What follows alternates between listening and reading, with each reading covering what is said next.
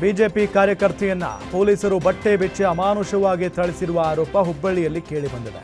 ಸುಜಾತ ಹಂಡಿಗೆ ಎಂಬುವರಿಗೆ ಕೇಶವಾಪುರ ಪೊಲೀಸರು ಮನಬಂದಂತೆ ಥಳಿಸಿದ್ದಾರೆ ಅಂತ ಆರೋಪಿಸಲಾಗಿದೆ. ಕಾಂಗ್ರೆಸ್ ಕಾರ್ಪೊರೇಟರ್ ಕೊಟ್ಟ ದೂರಿನ ಮೇಲೆ ಭೀಕರವಾಗಿ ಹಲ್ಲೆ ಮಾಡಲಾಗಿದೆ. ಮತದಾರರ ಪಟ್ಟಿ ಪರಿಷ್ಕರಣೆ ವೇಳೆ ಕೇಶವಾಪುರ ವ್ಯಾಪ್ತಿಯಲ್ಲಿ ಗಲಾಟೆ ನಡೆದಿತ್ತು. ಮತದಾರರ ಪಟ್ಟಿ ಪರಿಷ್ಕರಣೆ ವೇಳೆ ಅಧಿಕಾರಿಗಳ ಜೊತೆ ತೆರಳಿದ್ದ ಸುಜಾತ ಹಂಡಿ ಈ ವೇಳೆ ತಗಾದೆ ತೆಗೆದು ಗಲಾಟೆ ಮಾಡಿದ್ರು. ಹಳೆ ಪ್ರಕರಣ ಮುಂದಿಟ್ಟುಕೊಂಡು ಕಾಂಗ್ರೆಸ್ ಕಾರ್ಪೊರೇಟರ್ ಹಾಗೂ ಬೆಂಬಲಿಗರ ಗಲಾಟೆ ನಡೆಸಿದ್ರು. ಈ ವೇಳೆ ಕಾಂಗ್ರೆಸ್ ಕಾರ್ಪೊರೇಟರ್ ಸುವರ್ಣ ನೀಡಿದ ದೂರಿನ ಮೇಲೆ ಸುಜಾತಾಳನ್ನ ಬಂಧಿಸಿ ಹಲ್ಲೆ ಮಾಡಲಾಗಿದೆ. ಬಿಜೆಪಿ ಕಾರ್ಯಕರ್ತೆ ಸುಜಾತ ಹಂಡೆಗೆ ವಿವಸ್ತ್ರಗೊಳಿಸಿ ಹಲ್ಲೆ ನಡೆಸಿದ ಆರೋಪ ಸಂಬಂಧ Hubballi Dharwad police commissioner N Shashikumar ಪ್ರತಿಕ್ರಿಯೆ ನೀಡಿದರು. ಬಂಧನ ಸಂದರ್ಭದಲ್ಲಿ ನಮ್ಮ ಪೊಲೀಸರ ಮೇಲೆ ಹಲ್ಲೆ ನಡೆಸಿದ್ದಾರೆ. ಬಳಿಕ ವಾಹನದಲ್ಲಿ ಕೂರಿಸಿದ ಮೇಲೆ ಬಟ್ಟೆಯನ್ನು ಹಾಕಿಯೇ ತೆಗೆದಿದ್ದಾಳೆ. ನಮ್ಮ ಮಹಿಳಾ ಸಿಬ್ಬಂದಿ ಹೊಟ್ಟೆಗೆ ಕಚ್ಚಿ ಗಾಯಗೊಳಿಸಿ ಸಿಬ್ಬಂದಿಯನ್ನು ತಳ್ಳಿದ್ದಾಳೆ. ಆಕೆಯ ವಿರುದ್ಧ ಈ ಮೊದಲು ಹಲವು ಪ್ರಕರಣಗಳು ದಾಖಲಾಗಿದ್ದು 5 ಸಿಬ್ಬಂದಿ ಮೇಲೆ ಹಲ್ಲೆಯಾಗಿದೆ ಅಂತ ಹೇಳಿದರು. ರೆಕಾರ್ಡ್ ಆಗ್ತಾ ಇದ್ದಂತೆ ರಾಜಕೀಯದ ವಿದಾಯ ಮಾತನಾಡಿದ್ರ ಸಿಎಂ ಸಿದ್ದರಾಮಯ್ಯ ಎಂಬ ಪ್ರಶ್ನೆ ಮೂಡಿದೆ. ಹಾವೇರಿಯಲ್ಲಿ ಮಾತನಾಡಿದ ಅವರು, ಅಧಿಕಾರದಲ್ಲಿ ಇನ್ನೂ ಎಷ್ಟು ದಿನ ಇರ್ತೀನೋ ಗೊತ್ತಿಲ್ಲ, ಇರೋ ಅಷ್ಟು ದಿನ ಉತ್ತಮವಾಗಿ ಆಡಳಿತ ಮಾಡ್ತೇನೆ. ವೈಯಕ್ತಿಕವಾಗಿ ನನ್ನ ಆಡಳಿತ ನನಗೆ ತೃಪ್ತಿ ಇದೆ ಅಂತ ಅಚ್ಚರಿಯ ಹೇಳಿಕೆ ನೀಡಿದ್ದಾರೆ. CM Siddaramaiah Devaraj Urs record break ಮಾಡಿರೋದು ಸುಲಭ ಅಲ್ಲ ಅಂತ ಸಚಿವ ಡಾಕ್ಟರ್ MC ಸುಧಾಕರ್ ಅಭಿಪ್ರಾಯಪಟ್ಟಿದ್ದಾರೆ. ಚಿಕ್ಕಬಳ್ಳಾಪುರದಲ್ಲಿ ಮಾತನಾಡಿದ ಅವರು, ಮುಂದಿನ ದಿನಗಳಲ್ಲಿ ಸಿದ್ದರಾಮಯ್ಯ ಸಾಧನೆ ಬ್ರೇಕ್ ಮಾಡೋದು ಯಾರಿಗೂ ಆಗುವುದಿಲ್ಲ. ಸಿಎಂ ಸ್ಥಾನವನ್ನು ಅಲಂಕರಿಸಿ ದೀರ್ಘಕಾಲ ಉಳಿಸಿಕೊಳ್ಳುವುದು ದೊಡ್ಡ ಸಾಧನೆ. ಹಿಂದುಳಿದ ವರ್ಗದ ಕಷ್ಟದ ಜೀವನದಿಂದ ಮೇಲ್ಬಂದ ವ್ಯಕ್ತಿ ಸಿದ್ದರಾಮಯ್ಯ. ಯಾವುದೇ ಕಳಂಕ ಇಲ್ಲದೆ 25 ಬಜೆಟ್ ಮಂಡಿಸಿದ್ದಾರೆ. ಮೂಡ ಪ್ರಕರಣದಲ್ಲಿ ಸಿಎಂಗೆ ಕಳಂಕ ತರುವ ಪ್ರಯತ್ನ ಪಟ್ಟಿದ್ರು ಅಂತ ಹೇಳಿದ್ರು. ದೇವರಾಜ್ ಅರಸು ನಂತರ ಸಿದ್ದರಾಮಯ್ಯನವರು ದಾಖಲೆ ಸೃಷ್ಟಿಸಿದ್ದಾರೆ ಅಂತ ಬಳ್ಳಾರಿಯಲ್ಲಿ ಮಾಜಿ ಸಚಿವ ಶ್ರೀರಾಮುಲು ಸಂತಸ ವ್ಯಕ್ತಪಡಿಸಿದ್ದಾರೆ. ಕಳೆದ 17 ವರ್ಷಗಳಲ್ಲಿ ಸಿದ್ದರಾಮಯ್ಯನವರು ಸಾಂವಿಧಾನಿಕ ಹುದ್ದೆಯನ್ನು ಅಲಂಕರಿಸಿದ್ದಾರೆ. ದೇವರಾಜ್ ಅರಸು ಅವರ ದಾಖಲೆ ಮುರಿದಿದ್ದಾರೆ. ದೇವರಾಜ್ ಅರಸು ಅವರು ಬಡವರ ದೀನದಲಿತರ ಬಗ್ಗೆ ಕಾಳಜಿ ಹೊಂದಿದ್ರು. ಜೆಡಿಎಸ್ ಪಕ್ಷದ ಕಿರುಕುಳದಿಂದ ಹೊರಬಂದಿದ್ರು. ದೇವರಾಜ್ ಅರಸು ಹಾಗೂ ಸಿದ್ದರಾಮಯ್ಯ ಅವರು ಆಕಾಶ ಭೂಮಿ ಇದ್ದಂತೆ ಅಂತ ಹೇಳಿಕೆ ನೀಡಿದ್ದಾರೆ.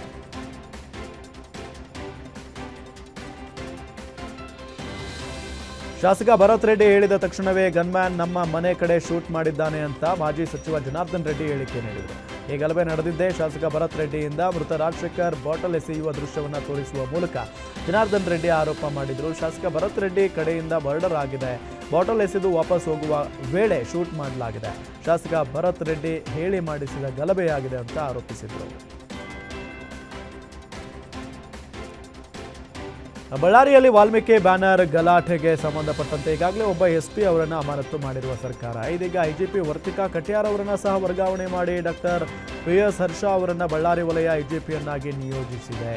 ಇನ್ನು ಗಲಾಟೆ ಸಂಬಂಧ SP ಅವರನ್ನು ಅಮಾನತು ಮಾಡಿದ ಸರ್ಕಾರ ಬದಲಿಗೆ ತಾತ್ಕಾಲಿಕವಾಗಿ ಚಿತ್ರದುರ್ಗ SP ರಂಜಿತ್ ಕುಮಾರ್ಗೆ ಜಿಲ್ಲೆಯ ಉಸ್ತುವಾರಿ ವಹಿಸಲಾಗಿದ್ದು, ಇದೀಗ ಆ ಸ್ಥಾನಕ್ಕೆ ಗುಪ್ತಚರ ಇಲಾಖೆಯ ಡೆಪ್ಯೂಟಿ ಕಮಿಷನರ್ ಆಗಿದ್ದ ಡಾಕ್ಟರ್ ಸುಮನ್ D ಪನ್ನೇಕರ್ರನ್ನ ನಿಯೋಜಿಸಿ ಆದೇಶ ಹೊರಡಿಸಿದೆ. ಬಳ್ಳಾರಿ ಬ್ಯಾನರ್ ಗಲಾಟೆ ವಿಚಾರ ಮಾಸುವ ಮುನ್ನವೇ ರಾಜ್ಯದಲ್ಲಿ ಮತ್ತೊಂದು ಘಟನೆ ಸದ್ದು ಮಾಡಿದೆ. ಕೋಲಾರ ಜಿಲ್ಲೆಯ ಮಾಲೂರು ತಾಲೂಕಿನ ಕಾಂಗ್ರೆಸ್ ಬಿಜೆಪಿ ಕಾರ್ಯಕರ್ತರ ನಡುವೆ ಬ್ಯಾನರ್ ಗಲಾಟೆ ಜೋರಾಗಿದೆ. ಸೋಷಿಯಲ್ ಮೀಡಿಯಾದಲ್ಲಿ ಹಾಲಿ ಮಾಜಿ ಶಾಸಕರ ಬೆಂಬಲಿಗರ ನಡುವೆ ಟಾಕ್ ಫೈಟ್ ನಡೆದಿದೆ. ಮಾಜಿ ಶಾಸಕ ಮಂಜುನಾಥ್ ಗೌಡ ಹುಟ್ಟುಹಬ್ಬ ಹಿನ್ನೆಲೆ ಬೆಂಬಲಿಗರು ಪಟ್ಟಣದಲ್ಲಿ ಬ್ಯಾನರ್ ಅಳವಡಿಸಿದ್ದು ನಮ್ಮ ಶಾಸಕರು ಎಂದು ಸಂಬೋಧಿಸಿ ಅದರಲ್ಲಿ ಶುಭಾಶಯ ಕೋರಿದ್ದಾರೆ. ಇದಕ್ಕೆ ಹಾಲಿ ಶಾಸಕ ನಂಜೇಗೌಡ ಬೆಂಬಲಿಗರು ಕೆಂಡಾಮಂಡಲರಾಗಿದ್ದು, ಬಿಜೆಪಿ ಕಾರ್ಯಕರ್ತರು ಹಾಕಿದ್ದ ಬ್ಯಾನರ್ನ ಮಾಲೂರು ನಗರಸಭೆ ತೆರವುಗೊಳಿಸಿದೆ. ಇದಾದ ಬಳಿಕ ನಗರಸಭೆ ಪೌರಾಯುಕ್ತ ಪ್ರದೀಪ್ ಎದುರು ಕಚೇರಿಯಲ್ಲಿ ಐಡ್ರಾಮ ನಡೆದಿದೆ. ಹಣಕಾಸಿನ ವಿಚಾರಕ್ಕೆ ಸಚಿವೆ ಲಕ್ಷ್ಮೀ ಹೆಬ್ಬಾಳ್ಕರ್ ಪುತ್ರನ ಕಾರ್ ಚಾಲಕನ ಕೊಲೆಗೆ ಸ್ಕೆಚ್ ಹಾಕಿದ್ರಾ ಎಂದು ಶಂಕೆ ವ್ಯಕ್ತವಾಗಿದೆ. ಕಾರು ಚಾಲಕ ಬಸವಂತ ಕೆಡೋಲ್ಕರ್ ಮೇಲೆ ಸ್ನೇಹಿತರೇ ಹಲ್ಲೆ ಮಾಡಿದ್ದಾರೆ. ಬೆಳಗಾವಿ ತಾಲೂಕಿನ ಬೋಜಗ ಗ್ರಾಮದ ಶಿವಯ್ಯ ನಿತೀಶ್ ಎಂಬಾತನಿಂದ ಹತ್ಯೆಗೆ ಯತ್ನ ನಡೆಸಿದ್ದಾರೆ ಅಂತ ಪ್ರಾಥಮಿಕ ತನಿಖೆಯಲ್ಲಿ ತಿಳಿದು ಬಂದಿದೆ. ಚಾಲಕ ಬಸವಂತ ಸ್ಥಿತಿ ಗಂಭೀರವಾಗಿದ್ದು, ಇತ್ತ 2 ಆರೋಪಿಗಳು ತಲೆಮರೆಸಿಕೊಂಡಿದ್ದಾರೆ. 2 ಆರೋಪಿಗಳು ಮಹಾರಾಷ್ಟ್ರ ಅಥವಾ ಗೋವಾ ರಾಜ್ಯಕ್ಕೆ ಹೋಗಿರುವ ಸಾಧ್ಯತೆ ಇತ್ತು. ಬೆಳಗಾವಿಯ ಕ್ಯಾಂಪ್ ಪೊಲೀಸರು ಹುಡುಕಾಟ ನಡೆಸ್ತಾ ಇದ್ದಾರೆ. ಇಲ್ಲೊಬ್ಬ ಪಾಪಿ ತಂದೆ ಹೆತ್ತ ಮಗಳನ್ನೇ ಹಣದಾಸೆಗೆ ವೇಶ್ಯಾವಾಟಿಕೆಗೆ ದೂಡಿದ ಅಮಾನವೀಯ ಘಟನೆ ಚಿಕ್ಕಮಗಳೂರು ಜಿಲ್ಲೆಯ ಬೀರೂರಿನಲ್ಲಿ ನಡೆದಿದೆ. ಅದರಲ್ಲೂ ಆಕೆ ಅಪ್ರಾಪ್ತ ವಯಸ್ಸಿನವಳಾಗಿದ್ದು, ಆಕೆಯ ಅಜ್ಜಿ ಕೂಡ ಈ ಕೃತ್ಯಕ್ಕೆ ಸಹಕರಿಸಿದ್ದಾಳೆ. ಭರತ್ ಶೆಟ್ಟಿ ಎಂಬುವನೊಂದಿಗೆ ಮಗಳನ್ನ ಮಂಗಳೂರಿಗೆ ನೀಚ ಅಪ್ಪ ಕರೆದುಕೊಂಡು ಹೋಗಿದ್ದ. 16 ವರ್ಷದ ಅಪ್ರಾಪ್ತೆ ಮೇಲೆ 10ಕ್ಕೂ ಹೆಚ್ಚು ಜನ ಅತ್ಯಾಚಾರ ಎಸಗಿದ್ದಾರೆ. ಊರಿಗೆ ವಾಪಸ್ ಬಂದ ಬಳಿಕ ಚಿಕ್ಕಪ್ಪನಿಗೆ ವಿಷಯ ತಿಳಿಸಿದ್ದಾಳೆ. ಬಾಲಕಿಯ ಚಿಕ್ಕಪ್ಪ ಮತ್ತು ಅತ್ತೆಯಿಂದ ಬೀರೂರು ಠಾಣೆಗೆ ದೂರು ನೀಡಿದ್ದು, ಆರೋಪಿ ಅಪ್ಪ, ಅಜ್ಜಿ ಭರತ್ ಶೆಟ್ಟಿ ಸೇರಿ 12 ಮಂದಿಯನ್ನು ಪೊಲೀಸರು ಬಂಧಿಸಿ ಕಂಬಿ ಹಿಂದೆ ತಳ್ಳಿದ್ದಾರೆ. ಸಕ್ಕರೆ ಕಾರ್ಖಾನೆಯಲ್ಲಿ ಬಾಯ್ಲರ್ ಸ್ಫೋಟಗೊಂಡ ಪರಿಣಾಮ 3 ಕಾರ್ಮಿಕರು ಸ್ಥಳದಲ್ಲೇ ಸಾವನ್ನಪ್ಪಿದ್ದು 6 ಮಂದಿ ಗಂಭೀರ ಗಾಯಗೊಂಡಿರುವ ಘಟನೆ ಬೆಳಗಾವಿ ಜಿಲ್ಲೆಯ ಬೈಲಹೊಂಗಲ ತಾಲೂಕಿನ ಮರಕೊಂಬಿಯಲ್ಲಿ ನಡೆದಿದೆ. ಇನಾಮದಾರ್ ಸಕ್ಕರೆ ಕಾರ್ಖಾನೆಯಲ್ಲಿ ದುರಂತ ಸಂಭವಿಸಿದ್ದು ಗಂಭೀರ ಗಾಯಗೊಂಡವರನ್ನ ಬೆಳಗಾವಿ ಖಾಸಗಿ ಆಸ್ಪತ್ರೆಗೆ ದಾಖಲಿಸಲಾಗಿದೆ. ಸದ್ಯ ಘಟನೆಯಲ್ಲಿ 3ರ ಸ್ಥಿತಿ ಚಿಂತಾಜನಕವಾಗಿದೆ. ಸಂಪೂರ್ಣ ಸುತ್ತ ಸ್ಥಿತಿಯಲ್ಲಿರುವ 6 ಜನರನ್ನ ಝೀರೋ ಟ್ರಾಫಿಕ್ನಲ್ಲಿಯೇ ಬೈಲಹೊಂಗಲದಿಂದ ಬೆಳಗಾವಿ ಖಾಸಗಿ ಆಸ್ಪತ್ರೆಗೆ ರವಾನಿಸಲಾಗಿದೆ. ಘಟನಾ ಸ್ಥಳಕ್ಕೆ ಬೆಳಗಾವಿ ಎಸ್ಪಿ ಕೆ ರಾಮರಾಜನ್ ಭೇಟಿ ನೀಡಿ ಪರಿಶೀಲನೆ ನಡೆಸಿದರು. ಕಾರು ಪಲ್ಟಿಯಾಗಿ ಹೊತ್ತಿ ಉರಿದ ಪರಿಣಾಮ 2 ಸಜೀವ ದಹನವಾಗಿರುವ ಘಟನೆ ಉತ್ತರ ಕನ್ನಡ ಜಿಲ್ಲೆಯ ಹೊನ್ನಾವರ ತಾಲೂಕಿನ ಸುಳೆಮೂರ್ತಿ ಕ್ರಾಸ್ನಲ್ಲಿ ನಡೆದಿದೆ. ಕಾರು ಮರಕ್ಕೆ ಡಿಕ್ಕಿ ಹೊಡೆದು ಕಂದಕಕ್ಕೆ ಬಿದ್ದಿರುವ ಸಾಧ್ಯತೆ ಮೇಲ್ನೋಟಕ್ಕೆ ಕಂಡುಬಂದಿದ್ದು, ಕಾರಿನ ನಂಬರ್ ಪ್ಲೇಟ್ ಕೂಡ ಬೆಂಕಿಯಲ್ಲಿ ಸುಟ್ಟು ಹೋಗಿದೆ. ಹೀಗಾಗಿ ಕಾರಿನಲ್ಲಿದ್ದವರ ಗುರುತು ಪತ್ತೆಗೆ ಪೊಲೀಸರು ಮುಂದಾಗಿದ್ದಾರೆ. ಪ್ರಾಥಮಿಕ ತನಿಖೆಯಲ್ಲಿ ಮೃತರು ಸಿದ್ದಾಪುರ ಮೂಲದವರು ಅಂತ ಗೊತ್ತಾಗಿದ್ದು, ಘಟನೆ ಬಗ್ಗೆ ಸಂಬಂಧಿಕರಿಗೆ ಮಾಹಿತಿ ರವಾನೆ ಮಾಡಲಾಗಿದೆ. ಇನ್ನು ಘಟನೆ ಸಂಬಂಧ ಹೊನ್ನಾವರ ಪೊಲೀಸ್ ಠಾಣಾ ವ್ಯಾಪ್ತಿಯಲ್ಲಿ ಘಟನೆ ನಡೆದಿದೆ.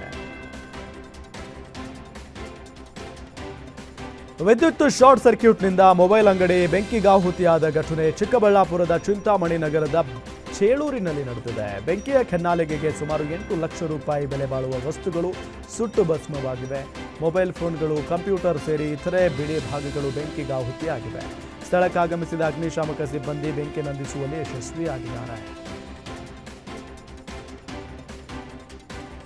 ಶಾಸಕ ಹರೀಶ್ ಪೂಂಜಾ ಅವರು ಬೆಳ್ತಂಗಡಿ ತಾಲೂಕು ಕಚೇರಿಗೆ ಭೇಟಿ ನೀಡಿ ಅಧಿಕಾರಿಗಳಿಗೆ ಬಿಸಿ ಮುಟ್ಟಿಸಿದ್ದಾರೆ. ಬೆಳ್ತಂಗಡಿ ತಾಲೂಕಿನ 48 ಗ್ರಾಮ ಪಂಚಾಯತ್ ಸೇರಿದಂತೆ ಪಟ್ಟಣ ಪಂಚಾಯತ್ ವ್ಯಾಪ್ತಿಯಲ್ಲಿ ನಡೆದ ಜನಸ್ಪಂದನಾ ಸಭೆಯಲ್ಲಿ 94C, 94CC ಹಕ್ಕುಪತ್ರವನ್ನು ಕೂಡಲೇ ವಿಲೇವಾರಿಗೊಳಿಸುವಂತೆ ಸಾರ್ವಜನಿಕರು ಮನವಿ ನೀಡಿದರು.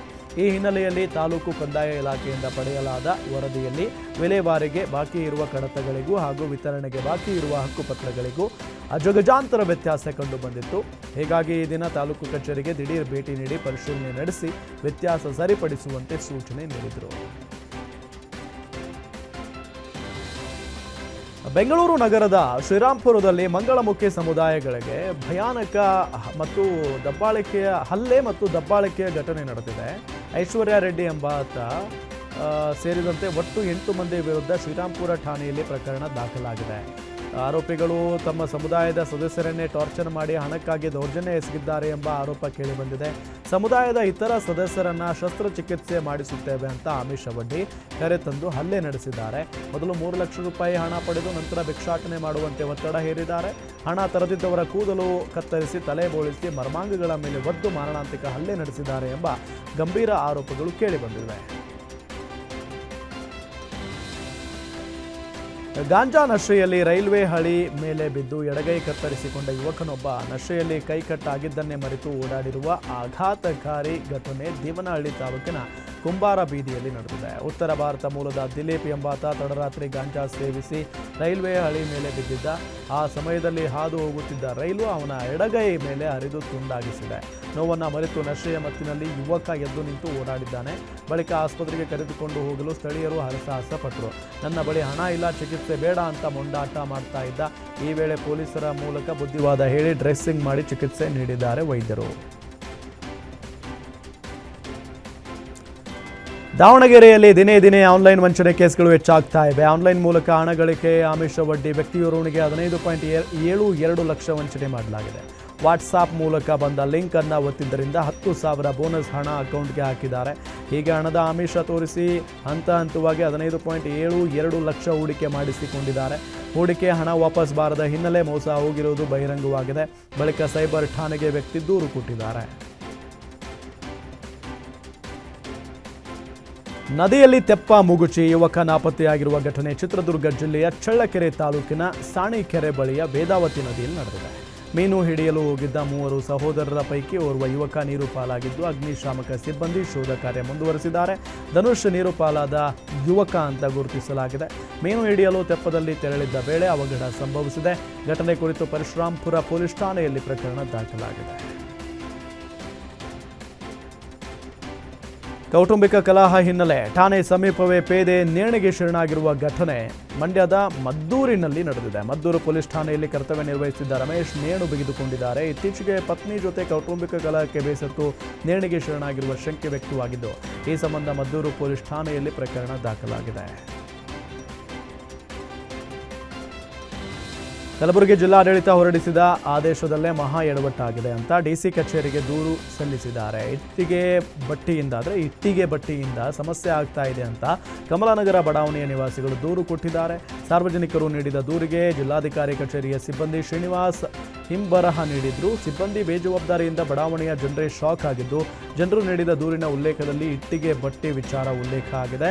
ಟೆರರಿಸ್ಟ್ ಆಕ್ಟಿವಿಟಿ ತಡೆಗಟ್ಟುವಂತೆ ಸಲ್ಲಿಸಿದ್ದ ಮತ್ತೊಂದು ದೂರಿನ ವಿಷಯ ಉಲ್ಲೇಖಿಸಿ ಪತ್ರ ರವಾನೆ ಮಾಡಲಾಗಿದೆ. ಕಲಬುರಗಿ ಪೊಲೀಸ್ ಕಮಿಷನರ್ ಎಸಿ ತಹಶೀಲ್ದಾರ್ಗೆ ಅಧಿಕಾರಿಗಳು ಪತ್ರ ಬರೆದಿದ್ದಾರೆ.